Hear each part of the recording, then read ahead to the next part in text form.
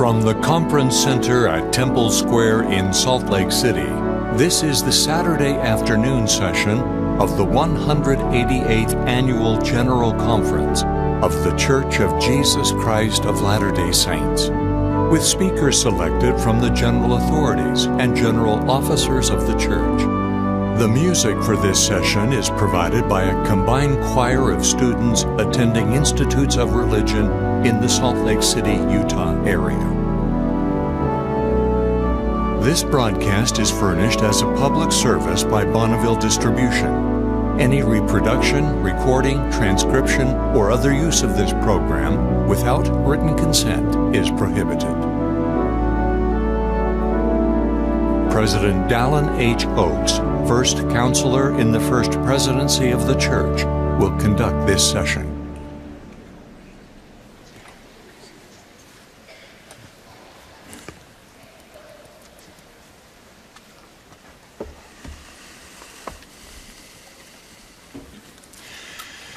Brothers and sisters, we welcome you to the Hermanos y hermanas, les damos la bienvenida a la sesión del sábado por la tarde de la Conferencia General Anual número 188 de la Iglesia de Jesucristo de los Santos de los Últimos Días. El presidente Russell M. Nelson, quien preside la conferencia, ha pedido que dirija esta sesión. Extendemos nuestro saludo a todos los que asisten o que están participando por otros medios. La música para esta sesión está a cargo de un coro combinado de los alumnos de los institutos de religión del área de Salt Lake City, Utah, bajo la dirección de Marshall McDonald y Richard Decker, con Bonnie Goodlife y Linda Margetts al órgano. El coro iniciará esta reunión cantando Dios manda a profetas. Luego el elder Mark A. Bragg de los 70 ofrecerá la primera oración.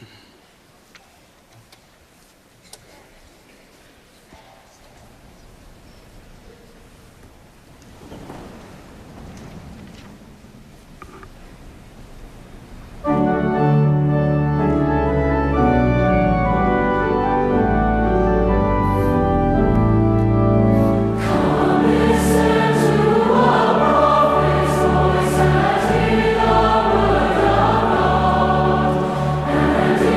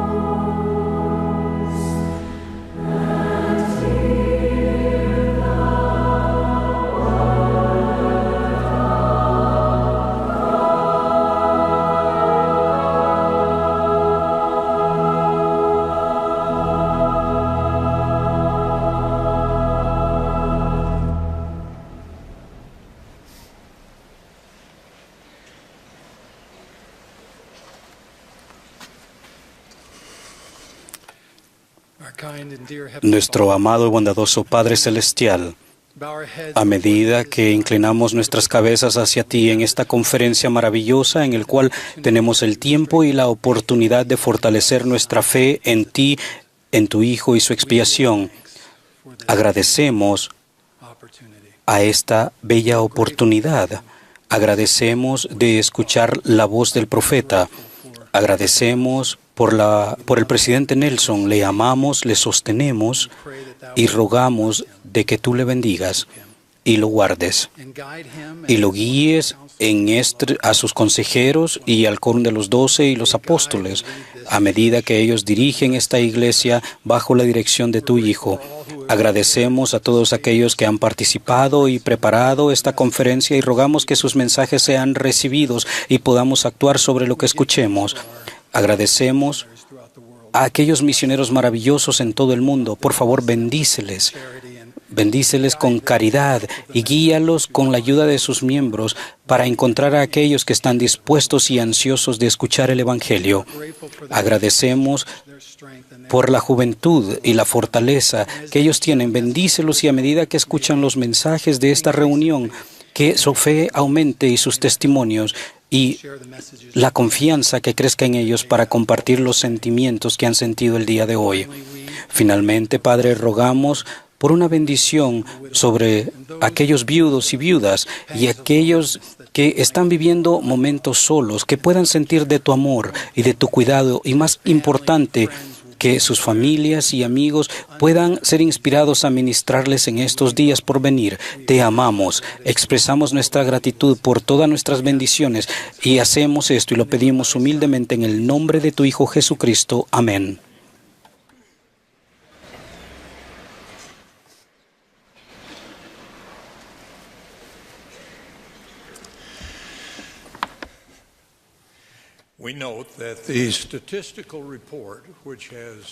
Les informamos que el informe estadístico que tradicionalmente ha sido presentado durante esta sesión de la Conferencia General de abril ahora será publicado en lds.org inmediatamente después de esta sesión y se incluirá en el ejemplar de la conferencia de la revista de la Iglesia.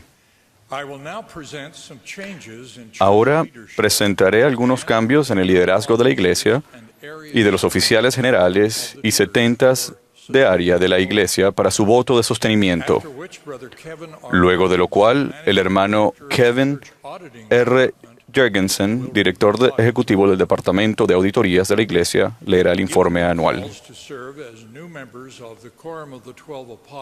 Con sus llamamientos para servir como nuevos miembros del Quórum de los 12 Apóstoles, se propone que relevemos a los élderes Garrett W. Gunn y Ulises Suárez como miembros de la presidencia de los 70. Además, relevamos a los élderes Craig C. Christensen, Lynn G.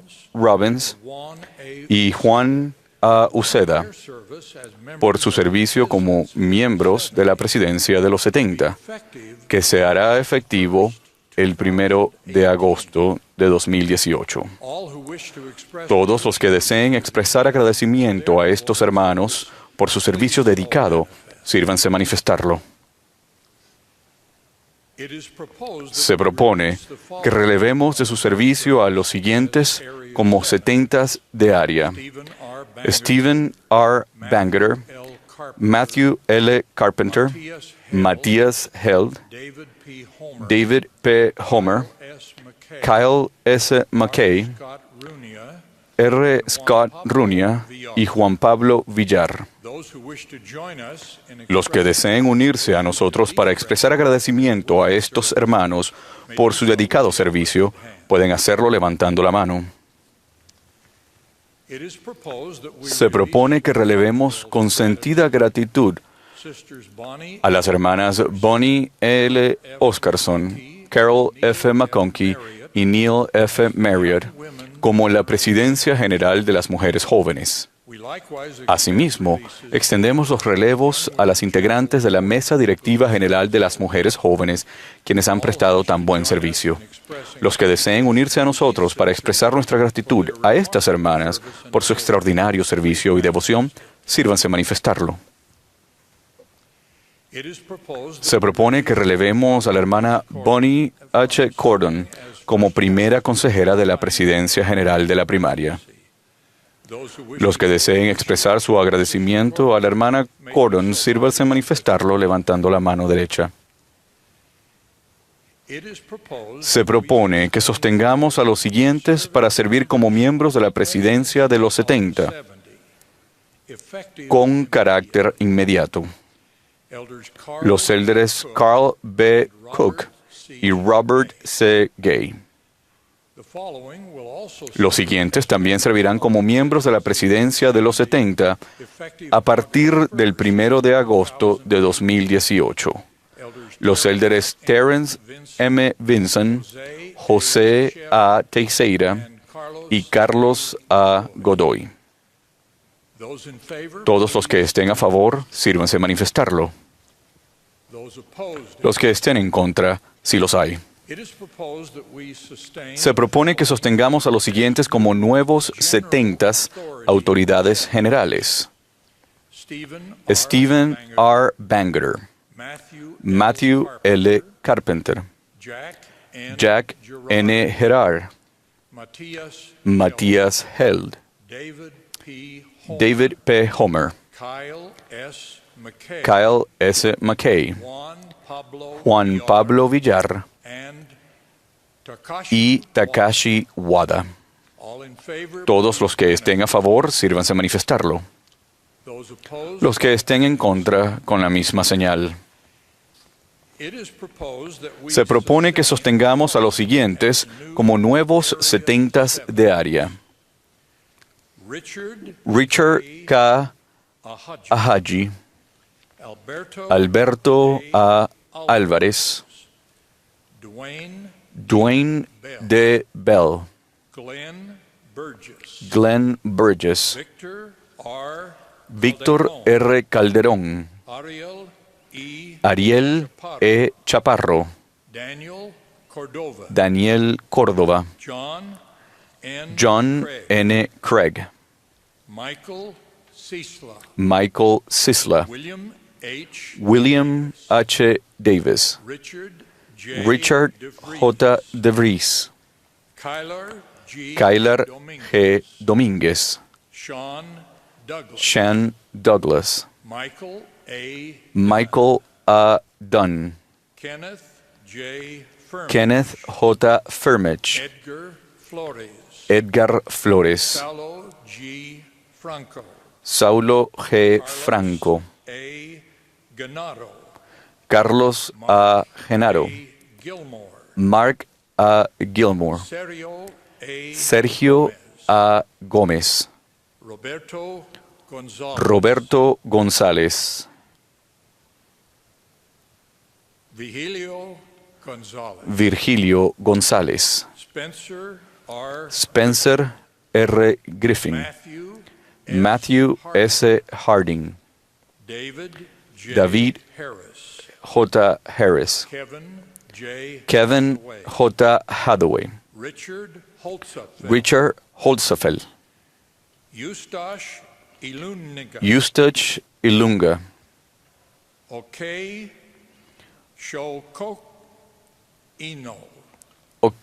Okechukwu Imo, Peter M. Johnson, Michael D. Jones,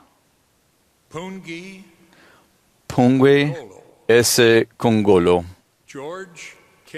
George Kenneth Lee, Aretemio C. Maligón, Edgar A. Mantilla, Lincoln P. Martins, Clement M. Matsuago Tata, Carl R. Maurer, Daniel S. Mer II, Glenn D. Mela, Isaac K. Morrison, Yutaka Nagatomo, Alistair B. Odgers, R. Jeffrey Parker, Dennis E. Pineda, Denis E. Pineda, Enrique S. Simplicio, Jeffrey H. Singer, Michael L. Stahley, Jarot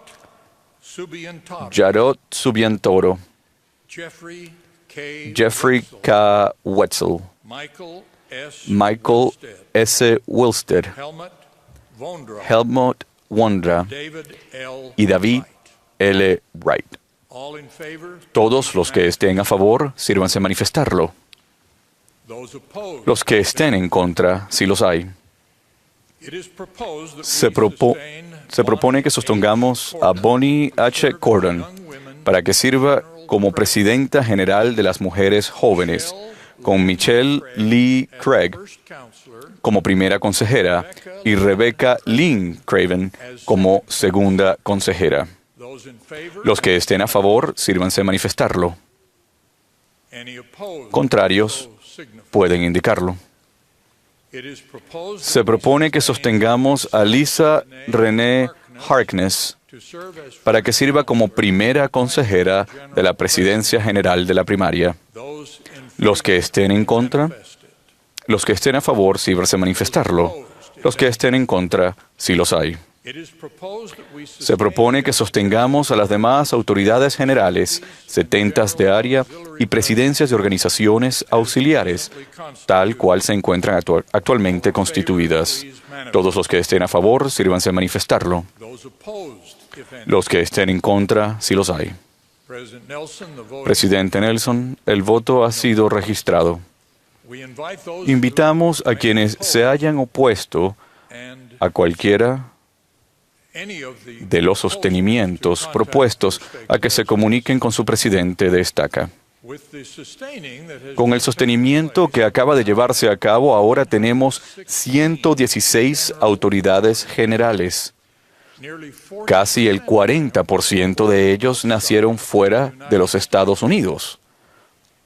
En Alemania, Brasil, México, Nueva Zelanda, Escocia, Canadá, Corea del Sur, Guatemala, Argentina, Italia, Zimbabue, Uruguay, Perú, Sudáfrica, Samoa Americana, Inglaterra, Puerto Rico, Australia, Venezuela, Kenia, Filipinas, Portugal, Fiji, China, Japón, Chile, Colombia y Francia.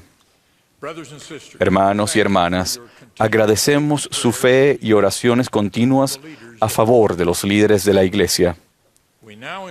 Ahora invitamos a los nuevos 70 autoridades generales, a la nueva Presidencia General de las Mujeres Jóvenes y a la hermana Harkness de la Presidencia General de la Primaria a que ocupen su lugar en el estrado.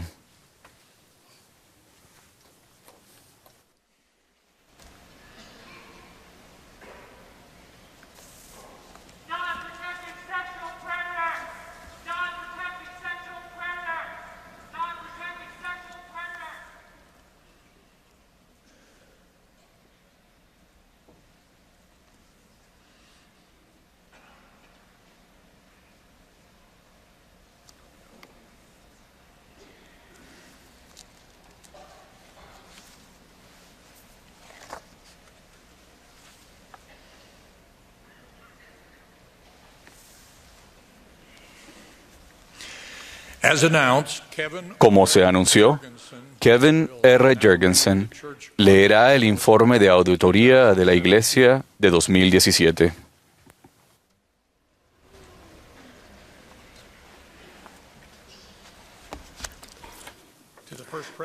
A la primera presidencia de la Iglesia de Jesucristo de los Santos de los Últimos Días, estimados hermanos, tal como se indica por revelación en la sección 120 de Doctrina y Convenios, el Consejo encargado de la disposición de diezmos, compuesto por la primera presidencia, el quórum de los 12 apóstoles y el obispado presidente, autoriza el gasto de los fondos de la Iglesia. Las entidades de la Iglesia distribuyen los fondos conforme a los presupuestos, normas y procedimientos aprobados. La auditoría de la Iglesia, que está compuesta de profesionales acreditados y es independiente de todos los demás departamentos, tiene la responsabilidad de llevar a cabo las auditorías con el fin de proporcionar en una forma razonable seguridad en cuanto a los donativos recibidos, los gastos efectuados y la protección de los bienes de la Iglesia. Basándose en las auditorías llevadas a cabo, Auditoría de la Iglesia es de la opinión de que en todos los aspectos pertinentes, los donativos recibidos, gastos efectuados y bienes de la Iglesia del año 2017 se han registrado y administrado de acuerdo con los presupuestos, normas y prácticas de contabilidad de la Iglesia que han sido aprobados. La Iglesia observa las prácticas que se enseñan a los miembros de vivir dentro de un presupuesto, evitar las deudas y ahorrar para los tiempos de necesidad. Atentamente, el Departamento de Auditorías de la Iglesia, Kevin R. Jergenson, director gerente.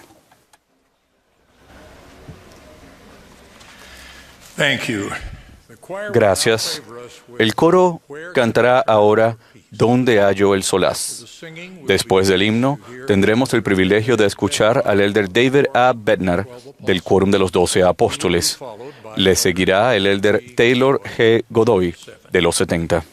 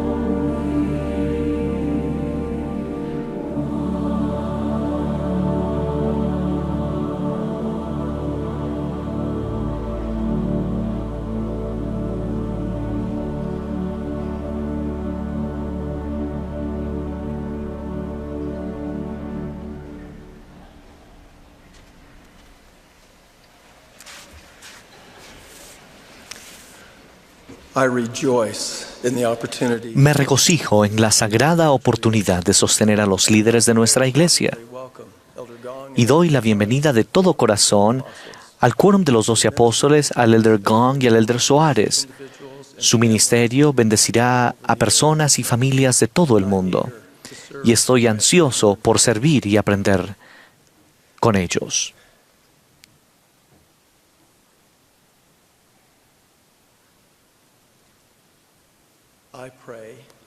Ruego que el Espíritu Santo nos enseñe e ilumine al aprender juntos acerca de un aspecto vital de la naturaleza divina del Salvador, que cada uno de nosotros debería esforzarse por emular.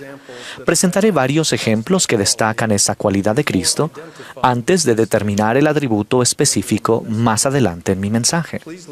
Por favor, presten atención a cada ejemplo y consideren junto conmigo las posibles respuestas a las preguntas que plantearé. Ejemplo número 1. En el Nuevo Testamento aprendemos acerca de un joven rico que le preguntó a Jesús: «Maestro bueno, ¿qué bien haré para tener la vida eterna?». El Salvador le mandó primeramente que guardara los mandamientos. Enseguida, el Maestro dio al joven un requisito adicional que se adaptaba a sus necesidades y circunstancias específicas.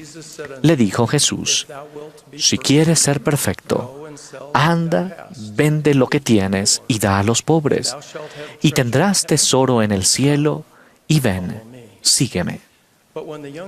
Y al oír el joven esta palabra se fue triste, porque tenía muchas posesiones. Comparen la respuesta del joven rico con la experiencia de Amulek, tal como se describe en el Libro de Mormón. Amulek era un hombre trabajador y próspero que tenía muchos parientes y amigos. Se describió a sí mismo como un hombre que fue llamado muchas veces y no quiso oír, un hombre que sabía acerca de las cosas de Dios, mas no quiso saber. Siendo un hombre básicamente bueno, a Amulek lo distraían las preocupaciones mundanas, al igual que al joven rico que se describe en el Nuevo Testamento.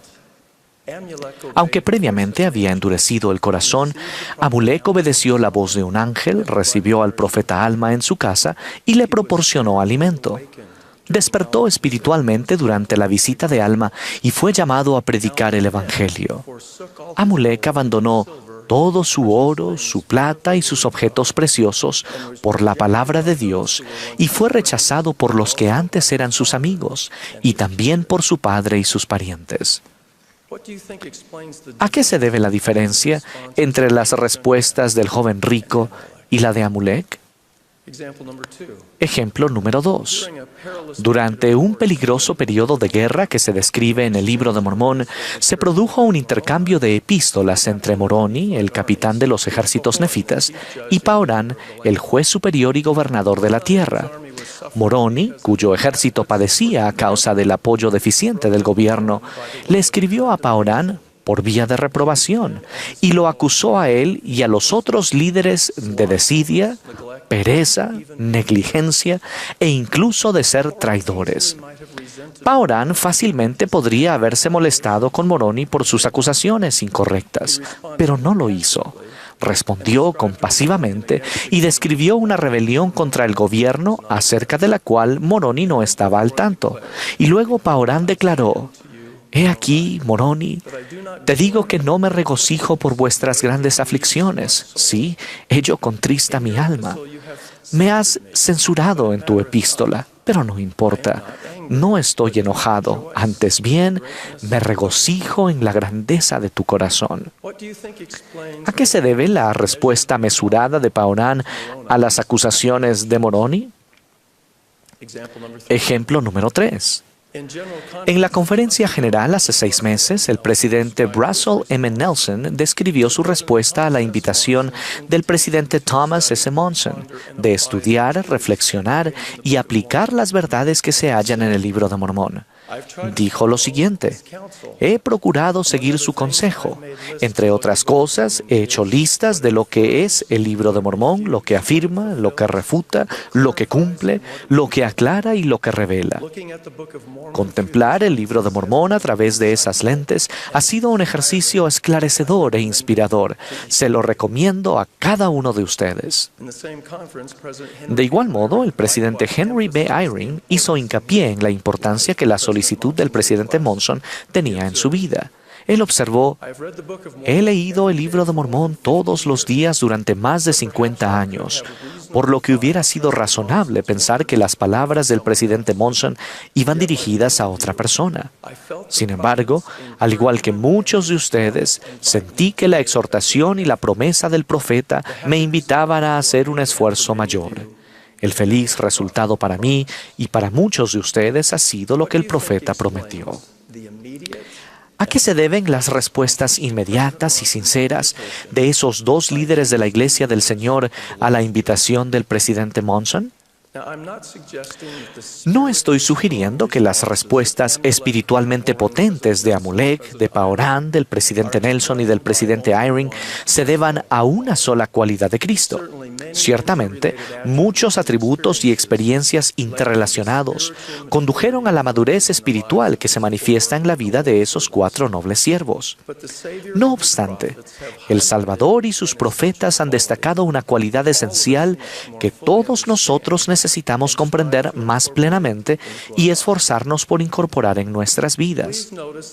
Fíjense, por favor, en la característica que el Señor utilizó para describirse a sí mismo en el siguiente pasaje de las Escrituras: llevad mi yugo sobre vosotros y aprended de mí, que soy manso y humilde de corazón, y hallaréis descanso para vuestras almas. Es esclarecedor el hecho de que el Salvador eligió recalcar la mansedumbre entre todos los atributos y virtudes que potencialmente podría haber seleccionado. Se percibe un modelo similar en una revelación que recibió el profeta José Smith en 1829. El Señor declaró: aprende de mí y escucha mis palabras. Camina en la mansedumbre de mi espíritu, y en mí tendrás paz. La mansedumbre es un atributo que caracteriza al Redentor y se distingue por una justa receptividad, una sumisión voluntaria y un firme autocontrol. Esa cualidad nos sirve para comprender más plenamente las reacciones respectivas de Amulek, de Paorán, del presidente Nelson y del presidente Eyring. Por ejemplo, el presidente Nelson y el presidente Eyring respondieron de manera justa y rápida a la invitación del presidente Monson de leer y estudiar el Libro de Mormón.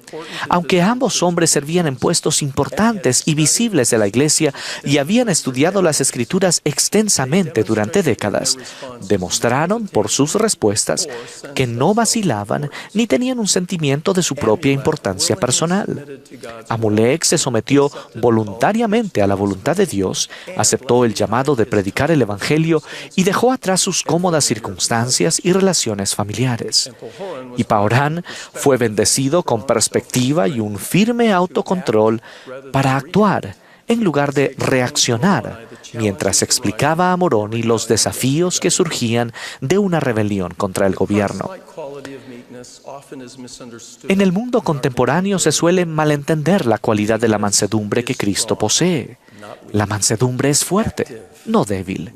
Es activa, no pasiva. Es valiente, no tímida. Es controlada, no excesiva. Es modesta, no engrandecida a sí misma. Y es benévola, no jactanciosa. Una persona mansa no se ofende fácilmente, no es presumida ni dominante y reconoce fácilmente los logros de los demás. Si bien la humildad generalmente denota dependencia en Dios y la constante necesidad de su guía y apoyo, una característica distintiva de la mansedumbre es la receptividad espiritual particular para aprender del Espíritu Santo, así como de las personas que puedan parecer menos capaces, experimentadas o educadas, o que quizás no ocupen puestos importantes, o que de alguna manera no parezcan tener mucho que aportar. Recordarán cómo Naamán, capitán del ejército del rey de Siria, venció su orgullo y aceptó con mansedumbre el consejo de sus siervos de obedecer al profeta Eliseo y lavarse en el río Jordán 7 veces. La mansedumbre es la protección principal contra la orgullosa ceguera que suele surgir de la prominencia, de la posición, del poder, de la riqueza y de la adulación. La mansedumbre es un atributo que se logra mediante el deseo, el justo ejercicio del albedrío moral y el constante esfuerzo por retener la remisión de nuestros pecados. Es además un don espiritual el cual podemos apropiadamente buscar. Sin embargo, debemos recordar los propósitos por los que se otorga tal bendición, o sea, para beneficiar y servir a los hijos de Dios.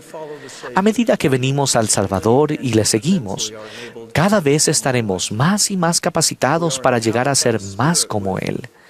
El Espíritu nos inviste de poder para tener un autocontrol disciplinado y una actitud firme y apacible.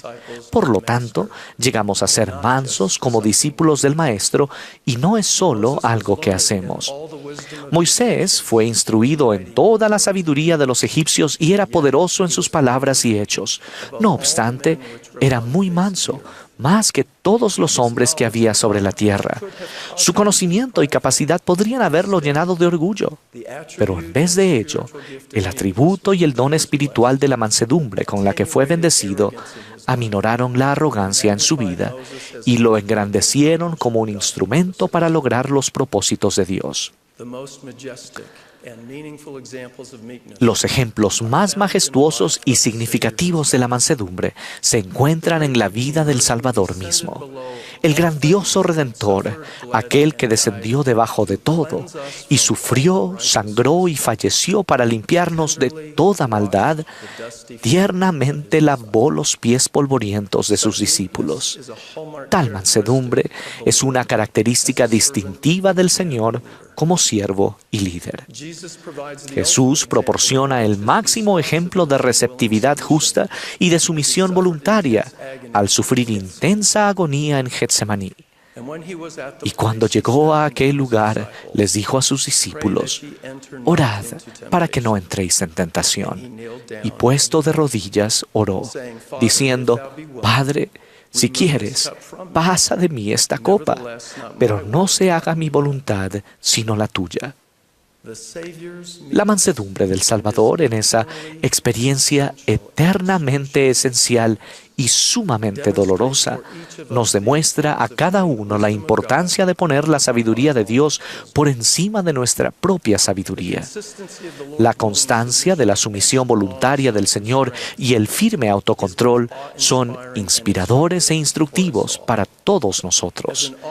Cuando una compañía armada de guardias del templo y soldados romanos llegaron a Getsemaní para capturar y arrestar a Jesús, Pedro sacó su espada y le cortó la oreja derecha al siervo del sumo sacerdote.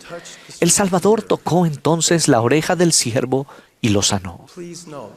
Tengan en cuenta que Él brindó ayuda y bendijo al hombre que lo habría capturado y que utilizó el mismo poder celestial que podría haber evitado que fuese capturado y crucificado. Consideren también cómo el Maestro fue acusado y condenado ante Pilato para ser crucificado. Cuando fue entregado, Jesús declaró: «¿Acaso piensas que no puedo orar a mi Padre ahora y que Él no me daría más de 12 legiones de ángeles?». Sin embargo, el juez eterno de vivos y muertos, paradójicamente fue juzgado ante un político suplente provisional. Pero Jesús no le respondió ni una palabra, de tal manera que el gobernador se maravillaba mucho. La mansedumbre del Salvador se manifiesta en su respuesta disciplinada, en su firme autocontrol y al no estar dispuesto a ejercer su poder infinito para beneficio personal. Mormón menciona que la mansedumbre es el fundamento del cual surgen todas las aptitudes y los dones espirituales. De manera que si un hombre tiene fe, es necesario que tenga esperanza, porque sin fe no puede haber esperanza. Y además, he aquí os digo que el hombre no puede tener fe ni esperanza, a menos que sea manso y humilde de corazón, porque si no, su fe y su esperanza son vanas, porque nadie es aceptable a Dios sino los mansos y humildes de corazón. Y si un hombre es manso y humilde de corazón y confiesa por el poder del Espíritu Santo que Jesús es el Cristo, es menester que tenga caridad, porque si no tiene caridad no es nada. Por tanto, es necesario que tenga caridad. El Salvador declaró: bienaventurados los mansos, porque ellos recibirán la tierra como heredad. La mansedumbre es un aspecto esencial de la naturaleza divina y la podemos recibir y cultivar en nuestras vidas a causa de la expiación del Salvador y mediante ella. Testifico que Jesucristo es nuestro Redentor resucitado y viviente, y prometo que Él nos guiará, nos protegerá y fortalecerá a medida que caminemos en la mansedumbre de su Espíritu. Declaro mi testimonio firme de esas verdades y promesas en el sagrado nombre del Señor Jesucristo. Amén.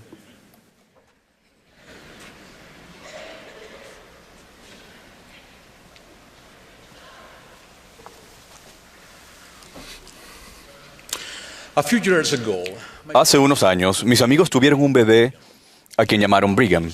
Después de su nacimiento, se le diagnosticó una rara afección llamada síndrome de Hunter, que tristemente significaba que Brigham tendría una vida corta. Un día, mientras él y su familia visitaban los terrenos del templo, Brigham pronunció una frase particular. 2 veces dijo: un día más. Brigham falleció precisamente al día siguiente. He visitado varias veces la tumba de Brigham y cada vez que lo hago medito la frase un día más. Me pregunto qué significaría o qué efecto tendría para mí saber que solo me quedaría un día más de vida. ¿Cómo trataría a mi esposa, a mis hijos y a los demás? ¿Cuán paciente y cortés sería? ¿Cómo cuidaría mi cuerpo? ¿Con cuánto fervor oraría y escudriñaría las Escrituras? Creo que de una forma u otra, todos en algún momento reconoceremos que tenemos un día más. Reconocimiento que debemos utilizar con prudencia el tiempo que tenemos. En el Antiguo Testamento leemos la historia de Ezequías, rey de Judá. El profeta Isaías le anunció a Ezequías que la vida de éste estaba a punto de terminar. Cuando oyó las palabras del profeta, Ezequías comenzó a orar, a suplicar y a llorar penosamente en aquella ocasión. Jehová añadió 15 años a la vida de Ezequías. Si nos dijeran que nos queda poco tiempo de vida, tal vez también suplicaríamos tener más días para realizar las cosas que deberíamos haber hecho o que habríamos hecho de manera diferente, independientemente del tiempo que el Señor, que en su sabiduría determine otorgarnos. De una cosa podemos estar seguros: todos tenemos un hoy para vivir y la clave para que ese día sea de éxito es estar dispuestos a sacrificar. El Señor dijo: he aquí el tiempo presente es llamado hoy, hasta la venida del Hijo del Hombre, y en verdad es un día de sacrificio. La palabra sacrificio se deriva de las palabras latinas sacer, que significa sagrado, y facere, que significa hacer. En otras palabras, hacer las cosas sagradas, rendirles honor. Por sacrificio se dan bendiciones. ¿De qué manera hará el sacrificio que nuestros días sean significativos y benditos? Primero, el sacrificio personal nos fortalece y da valor a las cosas por las que nos sacrificamos. Hace algunos años, en un domingo de ayuno, una hermana mayor se acercó al púlpito para dar su testimonio. vivía en la ciudad de Iquitos, en la Amazonía peruana. Relató que desde el momento de su bautismo siempre había tenido la meta de recibir las ordenanzas del templo en Lima, Perú. Durante años pagó fielmente un diezmo íntegro y ahorró sus escasos ingresos. Su alegría al ir al templo y recibir allí las ordenanzas sagradas la expresó con estas palabras: hoy puedo decir que por fin estoy lista para pasar a través del velo. Soy la mujer más feliz del mundo. He ahorrado dinero. No tienen idea de cuánto tiempo para visitar el templo. Y después de 7 días en el río y 18 horas en autobús, por fin me encontraba en la casa del Señor. Al salir de ese lugar sagrado, me dije a mí misma que después de todo el sacrificio que se me había requerido para ir al templo, no dejaría que nada me hiciera tomar a la ligera todos los convenios que hice. Sería un desperdicio. Este es un compromiso muy importante. De esa dulce hermana aprendí que el sacrificio personal es una fuerza inestimable que impulsa nuestras decisiones y resoluciones. El sacrificio personal impulsa nuestras acciones, nuestras promesas y convenios y da significado a las cosas sagradas. Segundo, el sacrificio que hacemos por los demás y que los demás hacen por nosotros resulta en bendiciones para todos. Cuando estudiaba en la Facultad de Odontología, el panorama económico de la economía local no era muy alentador. La inflación disminuía drásticamente el valor de la moneda de un día para otro. Recuerdo el año en que debía matricularme en las prácticas de cirugía. Necesitaba tener todo el equipo quirúrgico necesario antes de inscribirme ese semestre. Mis padres ahorraron los fondos suficientes, pero una noche ocurrió algo inesperado. Fuimos a comprar el equipo solo para descubrir que la cantidad de dinero que teníamos para comprar todo el equipo solo alcanzaba para comprar un par de pinzas quirúrgicas y nada más.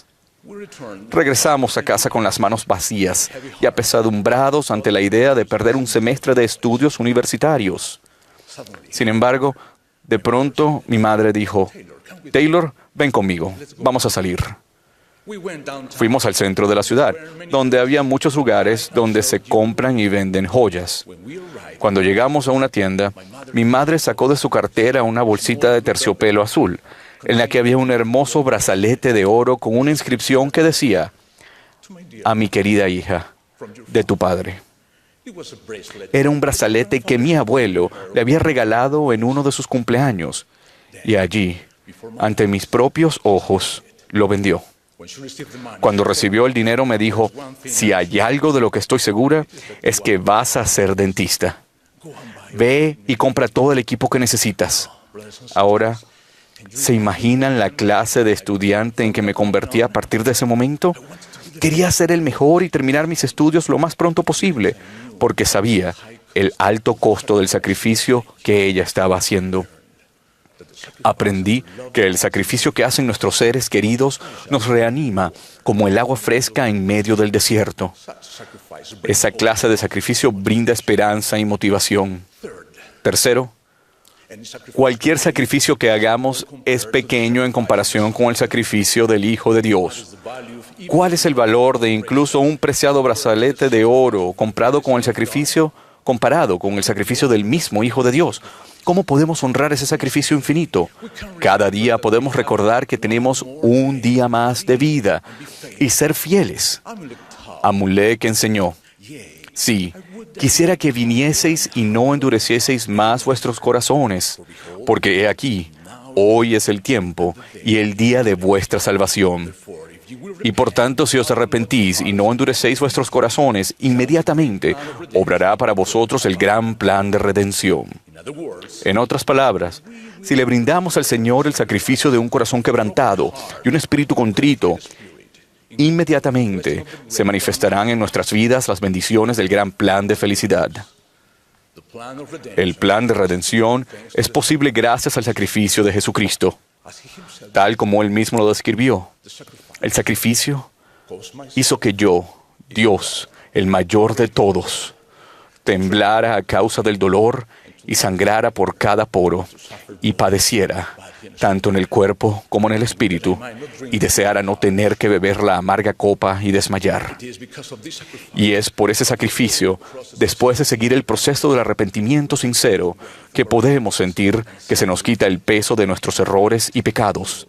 De hecho, la culpa, la vergüenza, el dolor, la tristeza y el degradarnos a nosotros mismos son reemplazados por una conciencia tranquila, felicidad, alegría y esperanza. Al mismo tiempo, cuando honramos su sacrificio y nos sentimos agradecidos por él, podemos recibir en gran medida el intenso deseo de ser mejores hijos de Dios, de permanecer alejados del pecado y de guardar los convenios como nunca antes. Entonces, al igual que Enos, después de recibir el perdón de sus pecados, sentiremos el deseo de sacrificarnos y de procurar el bienestar de nuestros hermanos y hermanas. Y estaremos más dispuestos en todos los un día más a seguir la invitación que nos hizo el presidente Howard W. Hunter cuando dijo: resuelvan una discrepancia, busquen a un amigo olvidado, desechen una sospecha y reemplácenla con confianza. Den una respuesta amable, alienten a la juventud, manifiesten su lealtad a la palabra y obra. Guarden una promesa, olviden una ofensa, perdonen a un enemigo, pidan disculpas, traten de comprender, examinen lo que exigen los demás, piensen primero en alguien más, sean bondadosos, amables, rían un poco más, expresen gratitud. Den la bienvenida a un desconocido.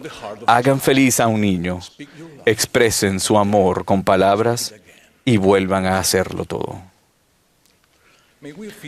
Ruego que llenemos nuestros días con ese impulso y con la fuerza que nos brinda el sacrificio personal y el sacrificio que nosotros hagamos o recibamos de los demás. Y de manera especial ruego que disfrutemos de la paz y del regocijo que nos brinda el sacrificio del unigénito. Sí, esa paz que se menciona cuando leemos que Adán cayó para que los hombres existiesen y que existen los hombres, ustedes, para que tengan gozo. Ese gozo es el verdadero gozo que solo el sacrificio y la expiación del Salvador Jesucristo pueden proporcionar.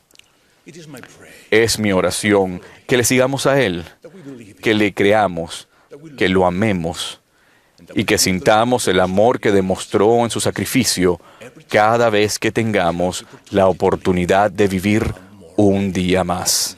En el nombre de Jesucristo. Amén.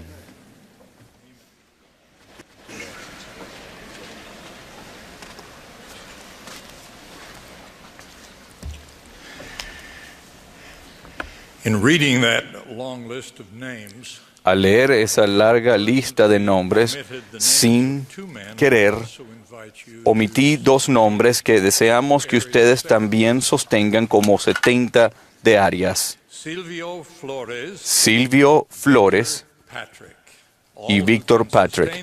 Todos aquellos que puedan sostenerlos en este llamamiento, por favor, indíquenlo levantando la mano derecha. ¿Alguno contrario? Muchas gracias. Ahora la congregación se unirá al coro para cantar Haz el bien. Después escucharemos a la hermana Bonnie L. Oscarson, quien fue relevada recientemente como presidenta general de las mujeres jóvenes. Le seguirá el elder Taniela B. Huacolo, de los 70. Luego el hermano Devin G. Durant, primer consejero de la Presidencia General de la Escuela Dominical, nos dirigirá la palabra. Y el coro cantará un popurrí de los himnos Juventud de Sion de los últimos días y La Barra de Hierro.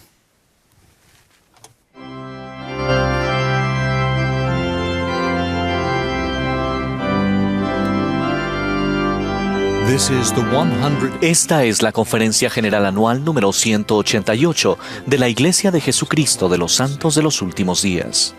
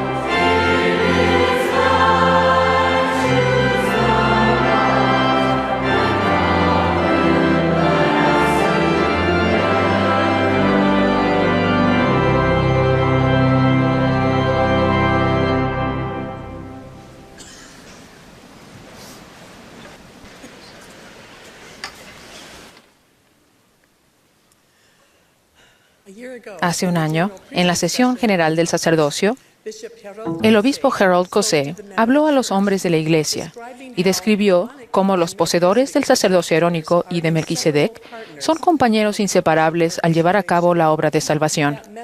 Ese mensaje ha sido una gran bendición para ayudar a los jóvenes del sacerdocio arónico a entender el papel que juegan en la edificación del reino de Dios sobre la tierra.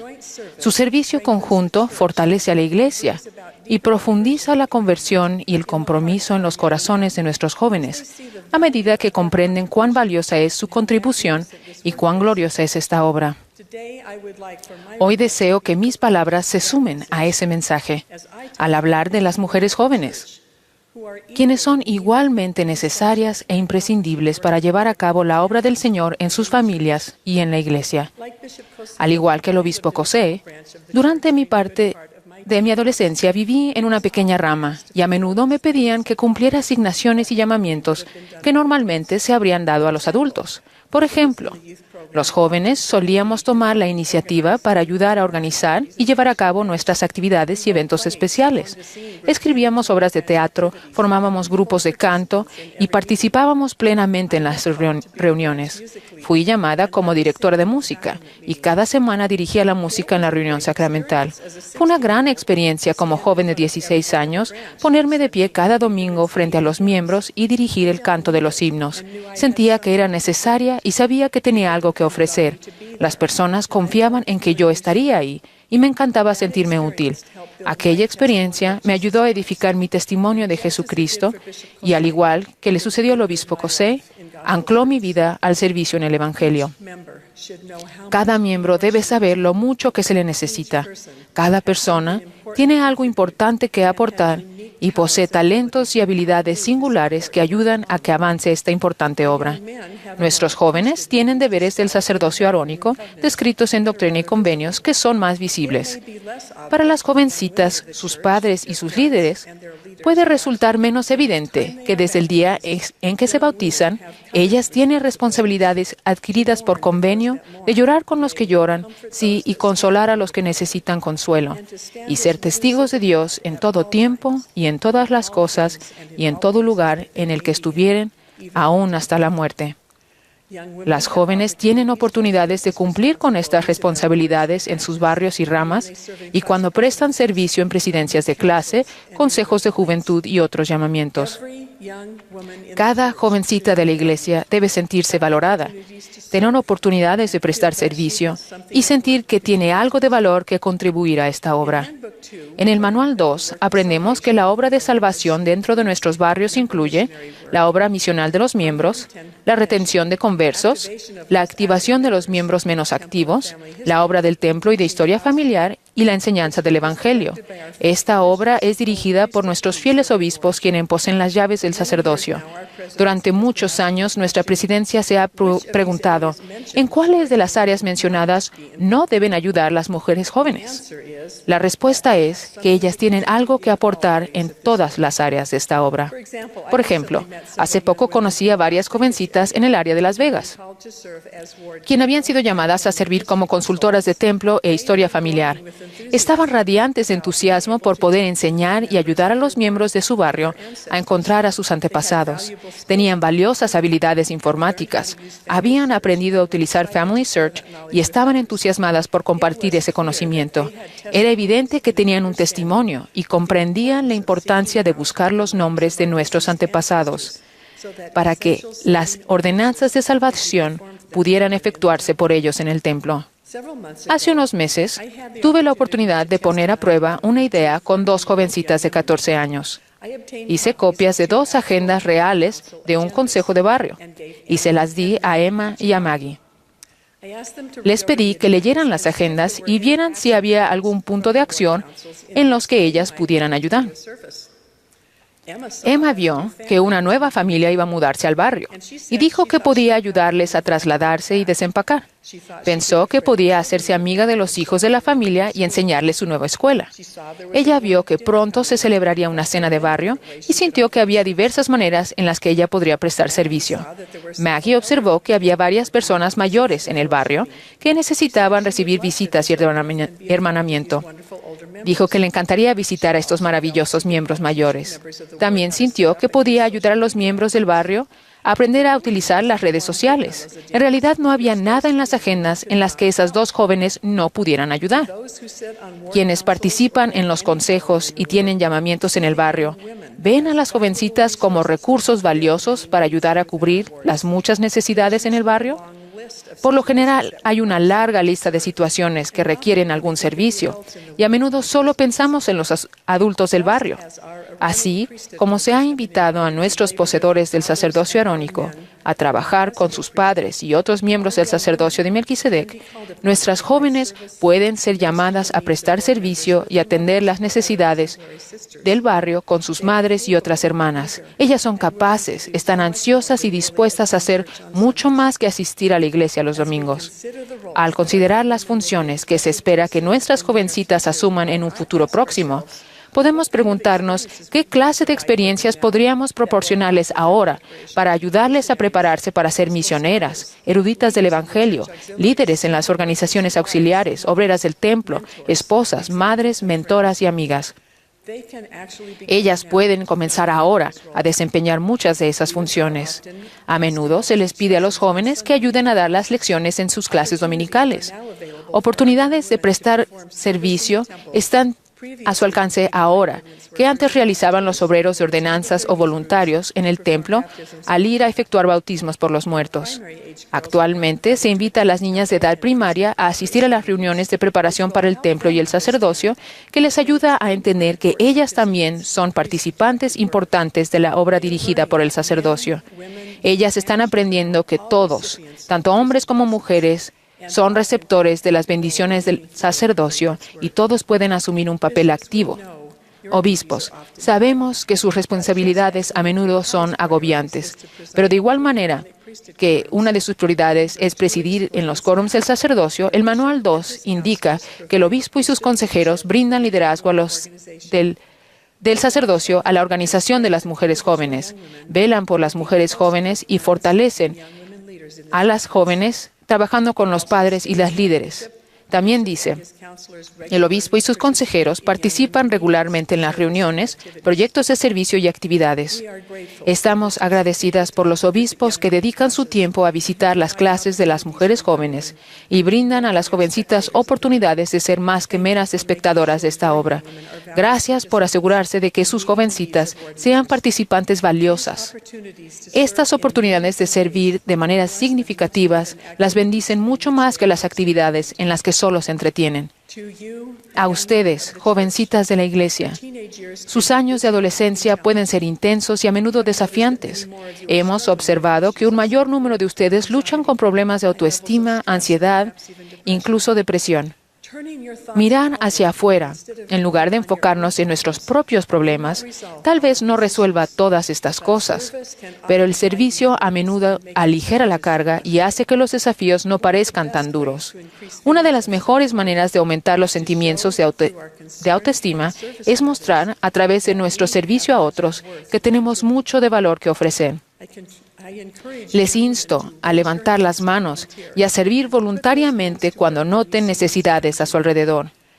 Al cumplir con las responsabilidades que han adquirido por convenio y participan en la edificación del reino de Dios, las bendiciones fluirán en su vida y descubrirán el profundo y duradero gozo del discipulado. Hermanos y hermanas, nuestras jovencitas son asombrosas, tienen talento, entusiasmo, energía ilimitada y son compasivas y afectuosas. Ellas desean prestar servicio. Necesitan saber que son valiosas e imprescindibles en la obra de salvación. Igual que el sacerdocio arónico prepara a los jóvenes varones para un servicio mayor a medida que avanzan al sacerdocio de Melquisedec, nuestras jóvenes se están preparando para ser miembros de la organización de mujeres más grandiosas de la tierra, la Sociedad de Socorro. Juntos, estos bellos, fuertes y fieles hombres y mujeres jóvenes se están preparando para ser esposos y esposas, madres y padres que criarán familias dignas del reino celestial de Dios. Testifico que la obra de nuestro Padre Celestial es llevar a cabo la inmortalidad y la vida eterna de sus hijos. Nuestras preciosas jóvenes tienen un importante papel que desempeñar en ayudar a cumplir esta gran obra. En el nombre de Jesucristo. Amén.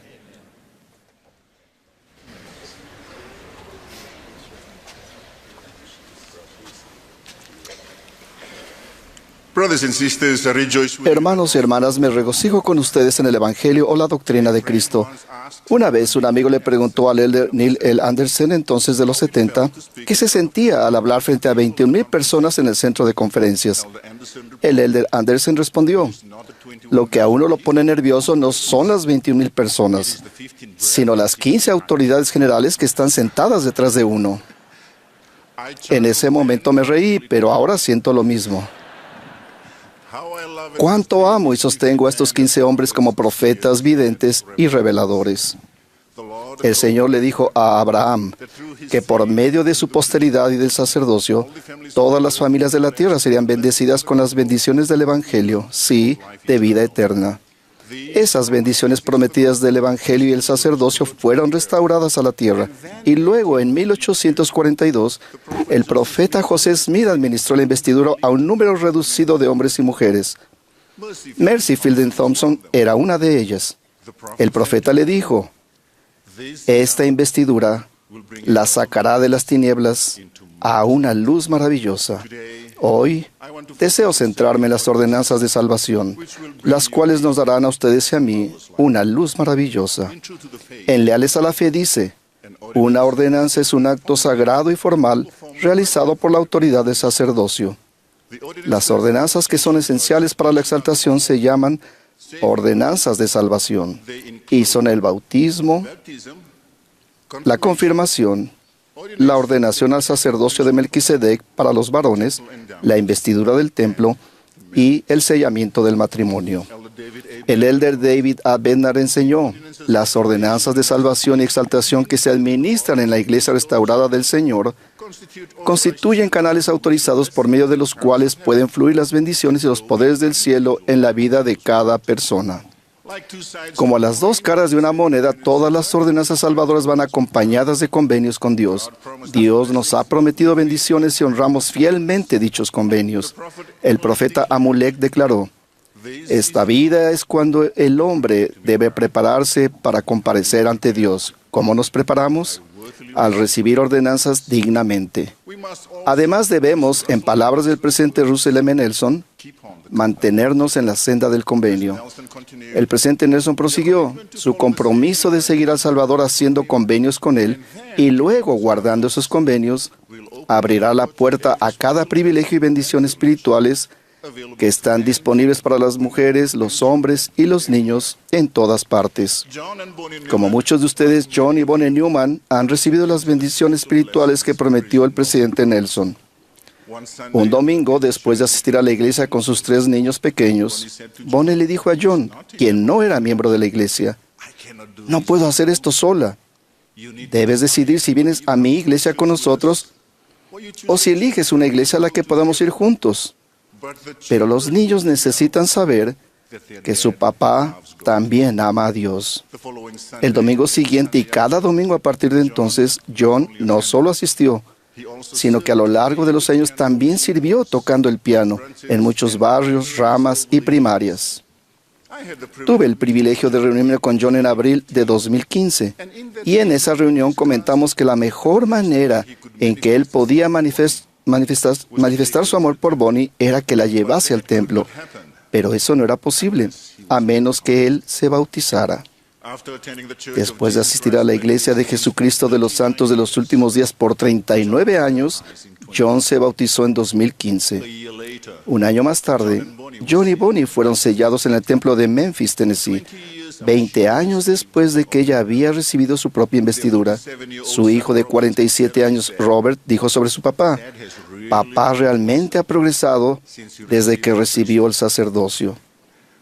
Bonnie agregó, «John siempre ha sido una persona feliz y alegre, pero recibir las ordenanzas y honrar sus convenios ha aumentado su benignidad. Hace muchos años, el presidente Boyd K. Packer advirtió: un buen comportamiento sin las ordenanzas del Evangelio no redimirá ni exaltará a la humanidad. De hecho, necesitamos no solo las ordenanzas y los convenios para regresar a nuestro Padre, sino también a su Hijo Jesucristo y su expiación. El rey Benjamín enseñó que solo en el nombre de Cristo y por medio de él puede llegar la salvación a los hijos de los hombres. Mediante su expiación, Jesucristo nos redimió de las consecuencias de la caída de Adán e hizo posible nuestro arrepentimiento y futura exaltación. Por medio de su vida, Él nos dio el ejemplo para que recibamos las ordenanzas de salvación en las cuales se manifiesta el poder de la divinidad. Después de que el Salvador recibió las ordenanzas del bautismo para cumplir con toda justicia, Satanás lo tentó. De igual modo, nuestras tentaciones no terminan luego del bautismo o el sellamiento, pero recibir las sagradas ordenanzas y honrar los convenios relacionados con ellas nos llena de una luz maravillosa y nos da fortaleza para resistir y superar las tentaciones. Isaías profetizó que en los últimos días la tierra se contaminó porque cambiaron la ordenanza. Una advertencia relacionada revelada al profeta José Smith fue que algunos con sus labios honran al Señor, pero enseñan como doctrinas los mandamientos de los hombres, teniendo apariencia de piedad, mas negando el poder de ella. Pablo también advirtió que muchos tendrían apariencia de piedad, pero negarían la eficacia de ella. A estos evita. Repito, a estos evita. Las muchas distracciones y tentaciones de la vida son como lobos rapaces. El verdadero pastor es aquel que prepara, protege y advierte a las ovejas y al rebaño cuando se acercan los lobos. Como siervos que procuramos emular la vida perfecta del buen pastor. ¿No somos pastores de nuestra propia alma, así como también de otras? Con el consejo de los profetas, videntes y reveladores, a quienes acabamos de sostener, y con el poder y el don del Espíritu Santo, podemos ver venir a los lobos si estamos alertas y preparados. Por el contrario, cuando pastoreamos nuestra alma y la de otras personas de forma descuidada, podemos esperar que haya víctimas. El descuido produce víctimas. Invito a cada uno de nosotros a ser un pastor fiel. La Santa Cena es una ordenanza que nos ayuda a permanecer en la senda y tomarla dignamente. Es evidencia de que estamos guardando los convenios relacionados con todas las demás ordenanzas. Hace algunos años, mientras mi esposa Anita y yo prestábamos servicio en la misión Arkansas Little Rock, salí a enseñar con dos jóvenes misioneros. Durante la lección, el buen hermano al que estábamos enseñando dijo: «He ido a su iglesia. ¿Por qué tienen que comer pan y beber agua cada domingo? En nuestra iglesia lo hacemos 2 veces al año, en Pascua y en Navidad. Y eso es muy significativo». Compartimos con él que se nos manda reunirnos con frecuencia para participar del pan y vino. Leímos en voz alta Mateo 26 y 3 Nefi 18. Respondió que aún así no veía la necesidad. Entonces compartimos la siguiente comparación. Imagine que sufre un accidente de tráfico muy grave. Se encuentra herido e inconsciente. Alguien pasa por allí. Y al ver que usted está inconsciente, llama al número de emergencias 911. Lo atienden y recupera la conciencia. Le preguntamos a este hermano: cuando usted pudiera reconocer su entorno, ¿qué preguntas tendría? Respondió: desearía saber cómo llegué allí y quién me encontró. Querría agradecerle todos los días por haberme salvado la vida.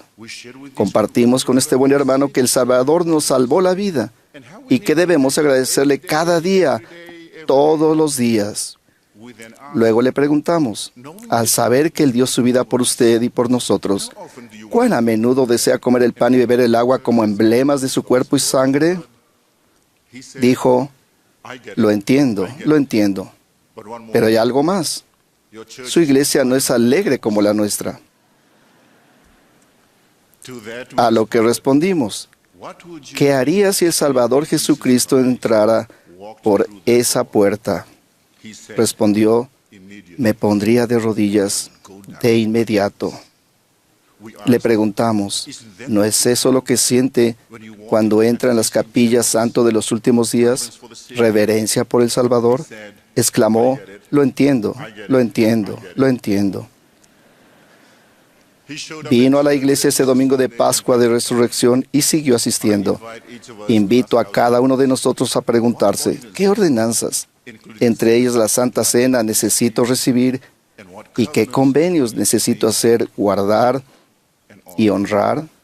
Les prometo que participar en ordenanzas y honrar los convenios que se relacionan con ellas les dará una luz maravillosa y protección en este mundo cada vez más oscuro. En el nombre de Jesucristo. Amén.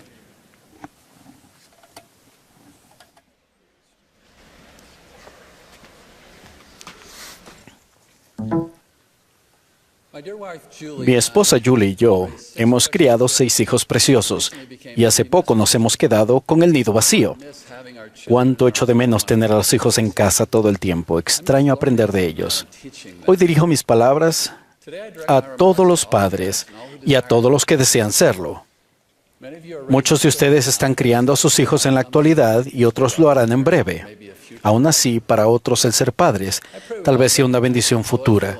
Reconozco que es una sagrada responsabilidad la de enseñar a un niño. Como padres, damos a conocer al Padre Celestial y a su Hijo Jesucristo a nuestros hijos. Les ayudamos a decir su primera oración. Les damos guía y apoyo al entrar en el camino de los convenios a través del bautismo. Le enseñamos los mandamientos, los instruimos acerca del plan que Él tiene y les ayudamos a reconocer los susurros del Espíritu Santo. Les contamos relatos de profetas antiguos y los animamos a seguir a los profetas vivientes.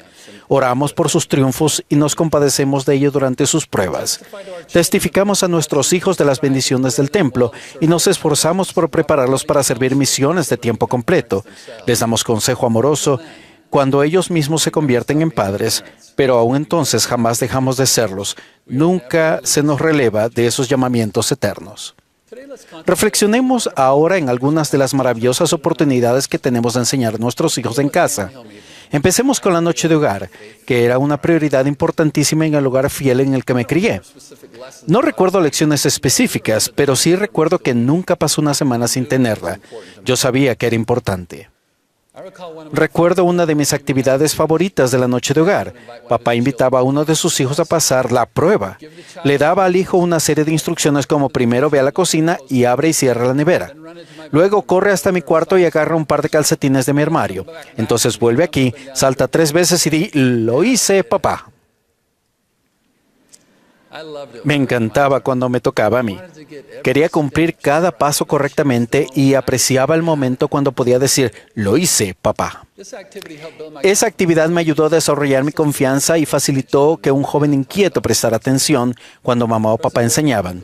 El presidente Gordon B. Hinckley enseñó, si tienen alguna duda en cuanto a las virtudes de la noche de hogar, pónganla a prueba. Reúnan a sus hijos a su alrededor, enséñenles, compartan su testimonio, lean las escrituras y pasen un buen tiempo. Siempre va a haber oposición para que no hagamos la noche de hogar. A pesar de ello, los invito a buscar una manera de sortear esos obstáculos y hacerla. Denle prioridad a esa noche divertida. La oración familiar es otra prioridad importante. Me encanta la manera en que el padre del presidente N. Eldon Tanner le enseñó a orar. Él dijo, recuerdo que una noche estábamos arrodillados en la oración familiar y mi padre le dijo al Señor, Eldon hizo algo que no debería haber hecho, lo lamenta. Y si le perdonas, no lo hará más. Eso me ayudó a tener la determinación de no volver a hacerlo, mucho más de lo que habría logrado con un breve azote. De pequeño a veces me irritaba lo que yo consideraba que era una cantidad excesiva de oraciones familiares. Y pensaba, ¿pero no oramos hace unos minutos? Ahora que soy padre, sé que una familia nunca ora demasiadas veces. Siempre me ha impresionado la manera en que el Padre Celestial presenta a Jesucristo como su Hijo amado. Me encanta orar por mis hijos llamándolos por su nombre mientras oyen cómo le expreso al Padre Celestial el aprecio por ellos. Parece que no hay una manera mejor de transmitir amor a nuestros hijos que cuando oramos con ellos o les damos una bendición. Se imparten lecciones poderosas y perdurables cuando las familias se unen en oración. Las enseñanzas que brindamos los padres se parecen a un médico que está de guardia. Siempre debemos estar listos para enseñar a los hijos porque nunca sabemos cuándo habrá la ocasión.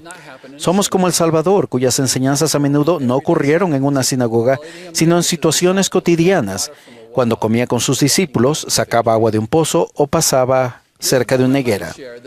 Hace unos años mi madre compartió que las 2 mejores conversaciones que tuvo con mi hermano Matt fueron mientras lavaban la ropa y cuando iban de camino al dentista. Una de las muchas cosas que admiraba de mi madre era su disposición para enseñar a sus hijos. Sus enseñanzas jamás cesaban. Mientras servía como obispo, mi madre, que por entonces tenía 78 años, me dijo que yo necesitaba un corte de pelo. Ella sabía que yo debía ser un ejemplo y no dudaba en decírmelo. Te quiero, mamá. Por ser padre, tengo la motivación de estudiar las Escrituras personalmente y de meditar en ellas para ser capaz de reaccionar cuando se presente la oportunidad de enseñar. Algunas de las mejores oportunidades para hacerlo comienzan con una pregunta o una inquietud en el corazón de un integrante de la familia. ¿Prestamos atención durante esos momentos? Me encanta la invitación del apóstol Pablo. Estad siempre preparados para responder con mansedumbre y reverencia a cada una de esas preguntas.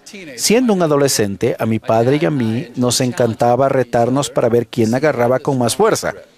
Apretábamos la mano del contrario tan fuerte como nos era posible para que el otro hiciera muecas de dolor. Ahora no parece muy divertido, pero de algún modo lo era entonces. Después de una de aquellas batallas, papá me miró a los ojos y me dijo, hijo, tienes manos fuertes. Espero que siempre tengas fuerza para nunca tocar a una jovencita de la manera inapropiada. Y entonces me invitó a seguir siendo moralmente limpio y ayudar a otras personas a hacer lo mismo. El elder Douglas L. Callister compartió lo siguiente. Mientras regresaba a casa del trabajo, mi padre dijo de manera espontánea, hoy pagué el diezmo. Escribí, gracias, en el cheque. Estoy muy agradecido al Señor por bendecir a nuestra familia. Entonces el elder Callister rindió tributo a su padre y maestro. Enseñó tantos actos como actitudes de obediencia. Me parece sabio que de vez en cuando nos preguntemos qué les enseño o qué les estoy enseñando a mis hijos a través de mis actos y actitudes de obediencia. El estudio de las Escrituras en familia es el momento idóneo para enseñar doctrina. El presidente Russell M. Nelson dijo, los padres no solo han de aferrarse a la palabra del Señor, sino que tienen el mandato divino de enseñarlas a sus hijos. Durante la crianza de nuestros hijos, Julie y yo procuramos ser coherentes y creativos. Un año decidimos leer el Libro de Mormón como familia en español. Fue esa la razón por la que el Señor llamó a cada uno de nuestros hijos a misiones de habla hispana. Me emocioné profundamente cuando el hermano Brian K. Ashton compartió conmigo que él y su padre leyeron juntos cada página del Libro de Mormón durante su último año de secundaria. El hermano Ashton ama las Escrituras, las tiene escritas en la mente y en el corazón. Su padre plantó esa semilla cuando el hermano Ashton era un adolescente. Ahora que esa semilla ha crecido para convertirse en un árbol arraigado profundamente, el hermano Ashton enseña a su hijo de 8 años, quien le preguntó hace poco, papá, ¿cuándo me toca leer el Libro de Mormón contigo? Por último, el ejemplo es la enseñanza que más influencia tiene como padres. Se nos aconseja ser ejemplo de los creyentes en palabra, en conducta, amor, en espíritu, en fe y en pureza. Durante un viaje reciente, Julie y yo fuimos a la iglesia y vimos ese versículo en acción. Un joven que salía a la misión habló en la reunión sacramental y dijo, ustedes creen que mi padre es un hombre muy bueno en la capilla, pero... Hizo una pausa y me pregunté nervioso qué iba a decir. Entonces añadió, es un hombre mucho mejor en casa. Después le di las gracias al joven por el inspirado tributo que le había rendido a su padre y luego descubrí que su padre era el obispo del barrio. Aun cuando este obispo servía fielmente al barrio, su hijo consideraba que era en casa donde le daba lo mejor de sí mismo. El elder D. Todd Christofferson aconsejó, tenemos muchas oportunidades para enseñar a la nueva generación y debemos dedicar nuestras mejores ideas y esfuerzos en ello. Sobre todo, debemos continuar alentando y ayudando a los padres a ser mejores maestros y más constantes, en especial por el ejemplo. Durante unas vacaciones, con nuestros hijos menores, Julie sugirió que hiciésemos bautismos vicarios en los templos de St. George y San Diego. Yo murmuré para mí, ya vamos al templo cuando estamos en casa, pero ahora estamos de vacaciones. ¿Por qué no hacer algo más típico de vacaciones? Después de los bautismos, Julie quería tomar fotos en los exteriores del templo y yo volví a murmurar. Seguro que adivinan lo que sucedió entonces. Tomamos las fotos. Julie quiere que nuestros hijos tengan recuerdos de cómo ayudamos a nuestros antepasados. Yo también. No fue necesario imprimir una lección formal sobre la importancia de los templos. Lo estábamos viviendo gracias a una madre que ama el templo y que quiere que sus hijos compartan ese sentimiento. Los hijos reciben bendiciones eternas cuando los padres se aprecian mutuamente y brindan ejemplos de rectitud. Ruego que todos ustedes se esfuercen por dar lo mejor de ustedes mismos y enseñar en casa. Si creen que aún pueden mejorar o que necesitan, prepárense y respondan con humildad a las impresiones del Espíritu.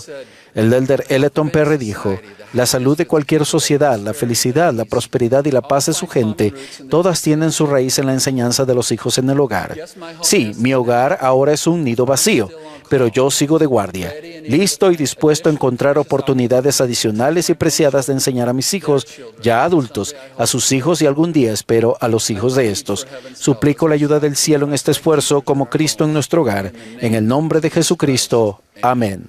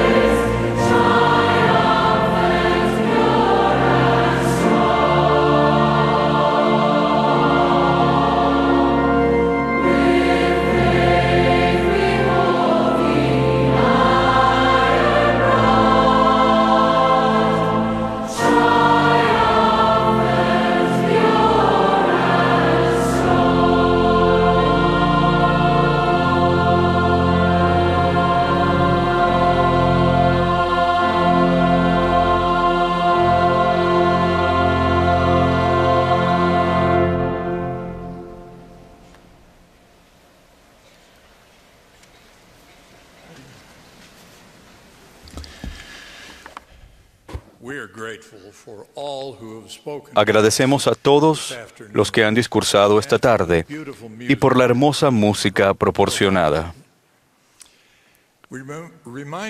Recordamos a los hermanos que la sesión general del sacerdocio comenzará en el centro de conferencias esta noche a las 16 horas, hora de Salt Lake City. La transmisión nacional del coro del Tabernáculo Mormón se emitirá mañana por la mañana de 9:30 a 10, hora de Salt Lake City. La sesión del domingo por la mañana de la conferencia comenzará inmediatamente después. El último discursante para esta sesión será el elder Dale G. Renlund del Quórum de los 12 Apóstoles. Después del discurso del elder Renlund, el coro cerrará esta reunión cantando «A donde me mandes, iré». Luego, la última oración la ofrecerá el elder Peter F. Meyers de los 70. Elder Renlund.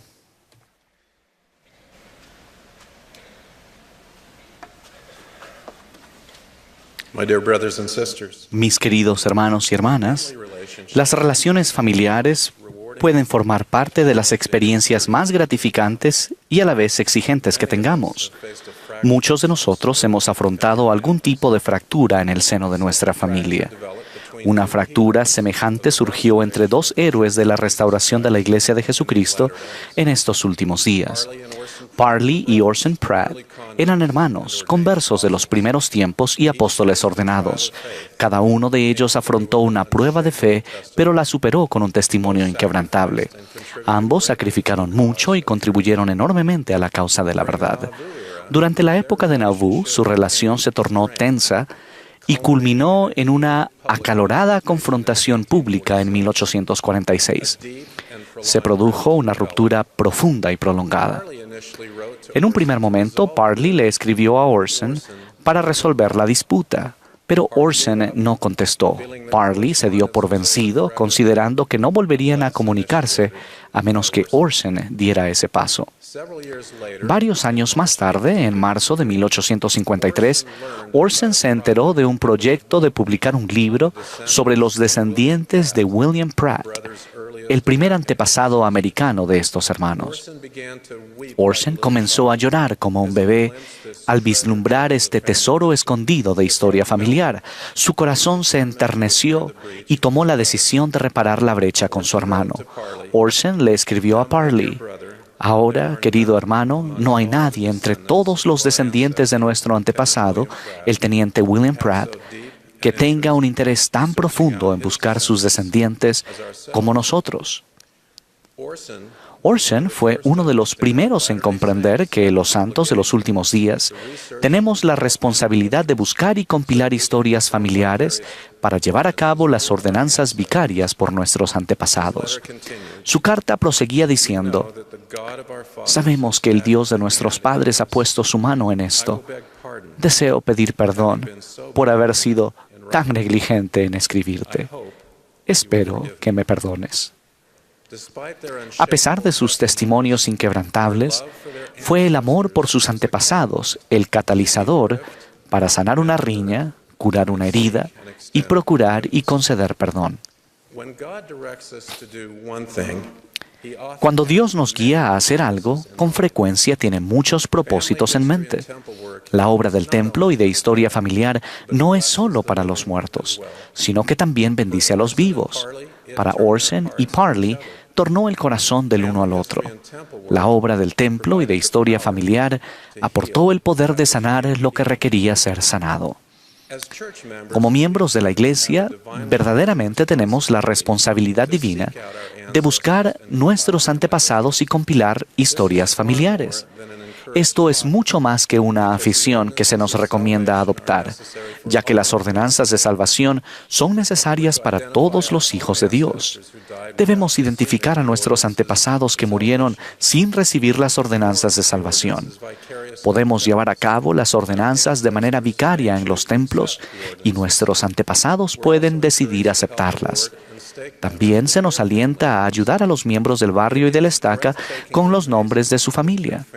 Es verdaderamente increíble poder contribuir a redimir a los muertos, mediante la obra del templo y de historia familiar.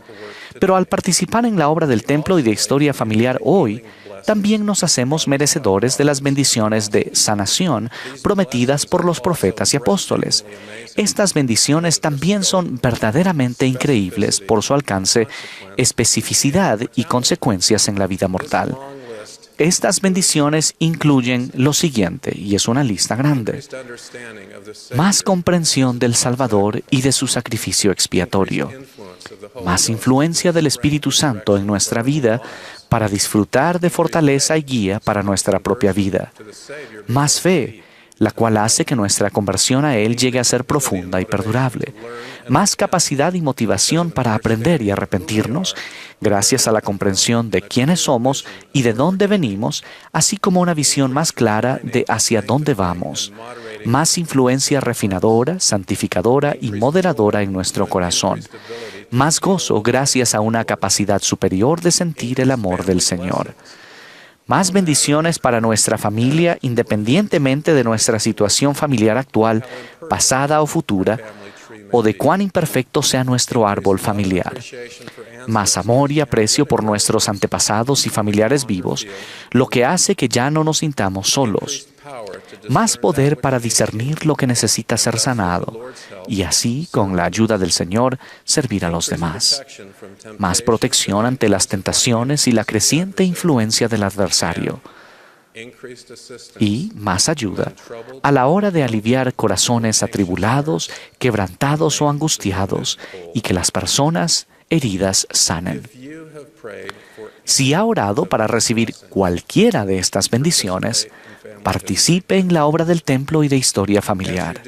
Al hacerlo, sus oraciones serán contestadas. Cuando se llevan a cabo ordenanzas a favor de personas fallecidas, los hijos de Dios sobre la tierra son sanados. No en vano, el presidente Russell M. Nelson, en su primer mensaje como presidente de la Iglesia, declaró: su adoración en el templo y el servicio que presten allí por sus antepasados los bendecirá con mayor revelación personal y paz, y los fortalecerá en su compromiso de mantenerse en la senda de los convenios. Un profeta anterior también predijo bendiciones tanto para los vivos como para los muertos. Un mensajero celestial le mostró a Ezequiel la visión de un templo con agua saliendo de él a borbotones. A Ezequiel se le dijo: estas aguas salen y descenderán al desierto y entrarán en el mar muerto, y las aguas serán sanadas. Y acontecerá que toda alma viviente que nade por donde quiera que entren estos dos ríos vivirá, pues serán sanadas, y vivirá todo lo que entre en este río. Hay dos características destacables de esta agua. En primer lugar, aunque el pequeño arroyo no tenía afluentes, crecía hasta convertirse en un río caudaloso, ensanchándose y haciéndose más profundo según recorría su flujo. Sucede algo similar con las bendiciones que fluyen del templo a medida que las personas son selladas como familias. A medida que las ordenanzas de sellamiento fusionan las familias, se produce un crecimiento significativo hacia atrás y hacia adelante a través de las generaciones. En segundo lugar, el río renovaba todo lo que tocaba. Del mismo modo, las bendiciones del templo tienen una capacidad impresionante para sanar. Las bendiciones del templo pueden sanar corazones, vidas y familias.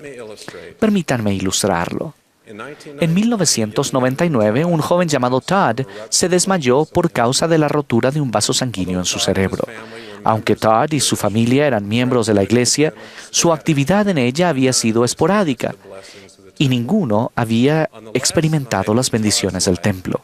La última noche en la vida de Todd, su madre, Betty, se sentó en la cama junto a él, acariciando su mano y le dijo: Todd, si de verdad debes marcharte, te prometo que me aseguraré de que se lleve a cabo tu obra del templo. Al día siguiente, los médicos declararon la muerte cerebral de Todd. Los cirujanos trasplantaron el corazón de Todd a mi paciente, una persona excepcional llamada Rod. Pocos meses tras el trasplante, Rod averiguó quién era la familia de la persona que le donó su corazón y comenzó a escribirse con ellos. Unos 2 años más tarde, la madre de Todd, Betty, invitó invitó a Rod a estar presente cuando ella fue al templo por primera vez. Rod y Betty se vieron por primera vez en persona en el Salón Celestial del Templo de St. George, Utah. Algún tiempo después, el padre de Todd y esposo de Betty falleció. Un par de años más tarde, Betty invitó a Rod a representar vicariamente a su hijo fallecido para recibir sus ordenanzas del templo. Rod lo hizo con agradecimiento y la obra vicaria culminó en una sala de sellamientos en el templo de St. George, Utah. Betty fue sellada a su esposo fallecido, arrodillándose ante el altar frente a su nieto, quien sirvió como representante. Después, con lágrimas cayendo por sus mejillas, le hizo una señal a Rod para que se uniera a ellos ante el altar. Rod se arrodilló junto a ellos, actuando como representante del hijo de ella, Todd, cuyo corazón todavía latía al interior del pecho de Rod. El donante del corazón de Rod, Todd, fue entonces sellado a sus padres por toda la eternidad. La madre de Todd había cumplido la promesa que le hizo a su hijo moribundo años atrás. Pero la historia no termina ahí. 15 años después de su trasplante de corazón, Rod se comprometió con una joven y me pidió que llevara a cabo el sellamiento en el templo de Provo, Utah. El día de la boda me reuní con Rod y su maravillosa prometida Kim en una sala adyacente a la sala de sellamientos, donde esperaban sus familiares y amigos más cercanos. Tras hablar brevemente con Rod y Kim, les pregunté si tenían alguna pregunta. Rod dijo, sí, la familia de mi donante está presente y les encantaría conocerle. Esto me tomó por sorpresa y le pregunté, ¿quiere decir que están aquí, ahora mismo? Rod contestó, sí. Doblé la esquina y llamé a la familia para que saliera de la sala de sellamientos. Betty, su hija y su yerno se unieron a nosotros. Rod saludó a Betty con un abrazo, le dio las gracias por venir y después me la presentó. Rod dijo, Betty, este es el Elder Renland. Es el médico que cuidó del corazón de tu hijo durante tantos años. Ella cruzó la sala y me abrazó. Durante unos cuantos minutos más hubo abrazos y lágrimas de gozo por todas partes. Una vez que nos recuperamos de la emoción, pasamos a la sala de sellamientos donde Rod y Kim fueron sellados por el tiempo y por toda la eternidad. Rod, Kim, Betty y yo podemos testificar de que los cielos estaban muy cerca, que ese día había otras personas con nosotros que habían cruzado antes el velo de la vida mortal. Dios, con su capacidad infinita, sella y sana a personas y familias a pesar de las tragedias, pérdidas y adversidades. A veces comparamos los sentimientos que experimentamos en los templos con captar un destello de los cielos. Aquel día, en el templo de Provo, Utah, me hizo eco esta afirmación de C.S. Lewis.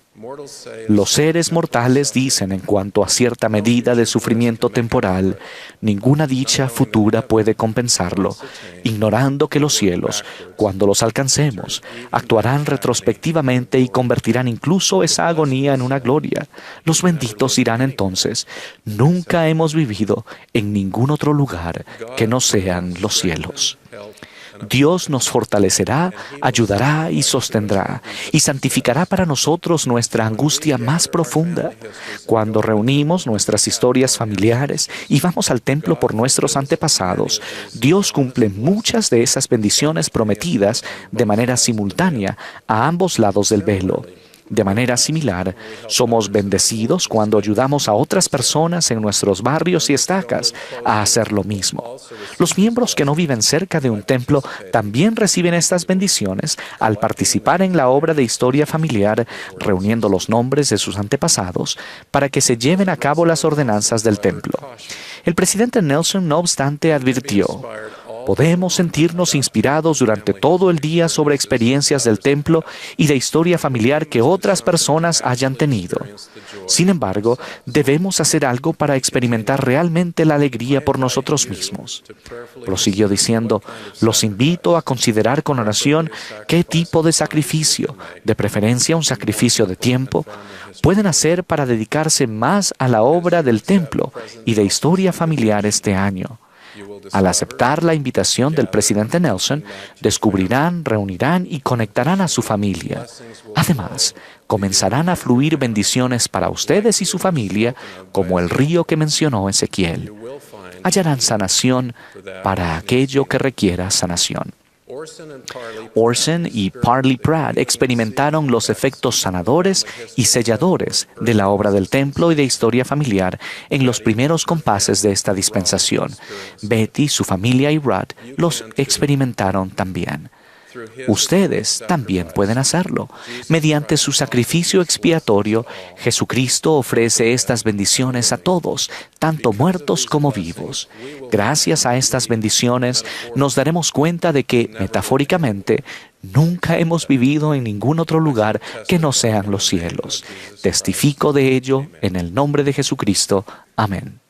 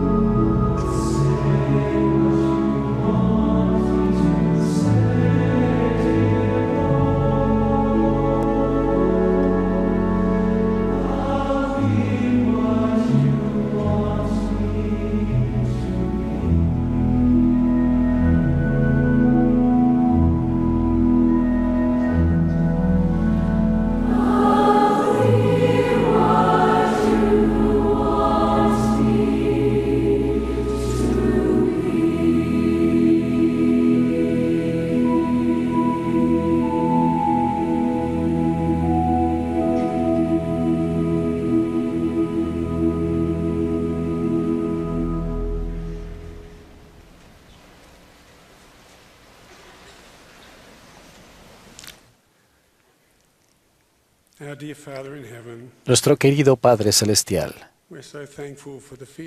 te damos gracias por estos sentimientos que tenemos o que hemos sentido durante esta conferencia. Te damos gracias por el coro que nos recuerda lo que necesitamos ser. Nos regocijamos por la oportunidad de sostener a un profeta de Dios, al presidente Russell M. Nelson. Y te pedimos que compartas con nosotros el hermoso espíritu que Él tiene, que nos ayude a tener fe y ser humildes y seguir los consejos que recibamos de Él, que sea dirigido por la ayuda de tu Hijo. Y te damos gracias por la primera presidencia y el quórum de los 12 apóstoles a quienes amamos y sostenemos. Y también, Padre, para todos aquellos que han sido llamados y los que han sido relevados. Mientras nos reunimos alrededor del mundo y compartimos los sentimientos que hemos tenido y las revelaciones personales que hemos sentido, actuemos sobre ellos. Y te damos gracias en este día por tu Hijo Jesucristo, que nos ayude siempre a recordarlo y hacer todo en cuanto a su obra, para poder obtener la inmortalidad y la oportunidad de arrepentirnos y llevar a cabo los convenios para buscar la vida eterna a través de Él. Te pedimos que al terminar esta sesión podamos reflexionar en las palabras de los profetas y apóstoles. En el nombre de Jesucristo. Amén.